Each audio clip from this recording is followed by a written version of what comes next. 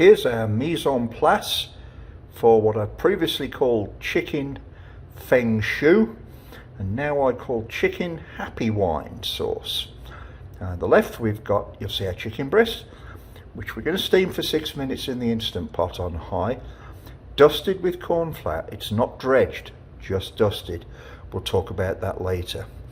On the left you'll see a sliced back truffle, a good handful of sliced portabello mushrooms, small, heaping teaspoon of garlic paste, teaspoon of freshly ground black pepper, I use a coffee grinder, and a good portion of the Feng Shou wine. This is the wine that we're using in this recipe. Feng Shou, which is the brand name. Kui Hua Chen Chu is a great wine infused with sweet osmanthus flowers. Kui Hua meaning osmanthus flower, and sweetened with sugar. Other Kui Hua Chen Chu may use baijiu, often made from sorghum, although sometimes rice or other grains as a base alcohol. But this brand uses grape wine. That's what the importer told me. If you look at a Canadian retailer, they'll say very similar things. It's a dessert wine infused with osmanthus flowers. It's made from the indigenous Longyang grape variety, grown in China. It has an interesting light, bright, orangey pinkish colour. The nose is fragrant with sweet apricot, peach, and a hint of flowery jasmine from the osmanthus flowers, with some minerally notes. They say it's 13% alcohol, the label says 15. Notably, they get nearly 24 bucks Canadian a bottle for it, which is 18 bucks US. It's about $6.50 at Lely International Supermarket in Chandler, Arizona. Really is an interesting wine, and it drinks pretty well. I'm not big on sweet wines, but if you chilled it, you'd probably like it. Now, why chicken Feng Shou? That's the brand. Impressive wine. We'll probably be doing some more cooking with this, but I wanted you to have a pretty full explanation of it. I'm going to put a link to the Longan grape from Decanter's Chinese webpage in the description, so if you want to read a little more, please feel free.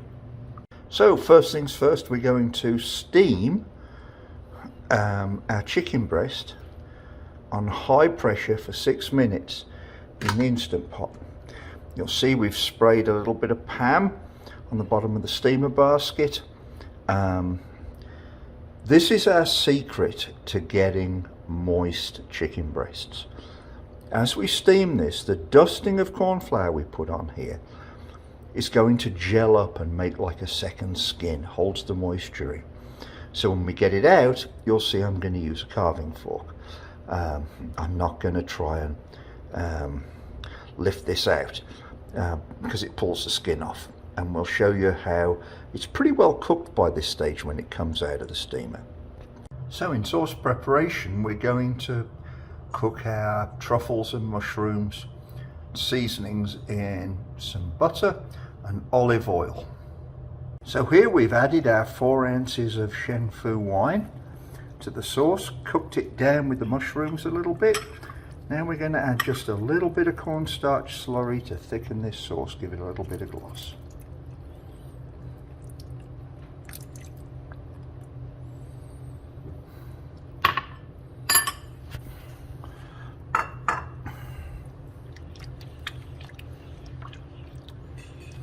And what we're going to do is reserve this sauce in a separate bowl to pour over the chicken while we're browning it after it comes out of the steamer. We'll talk about that in a minute. That's perfect. What I call salad dressing consistency. And our chicken breast is now finished in the Instant Pot. Sorry about the steam. Now, I just checked it, internal temperature's 165, so it's thoroughly cooked. Now we can't pick this up with tongs because it'll slough all that beautiful cornstarch skin off.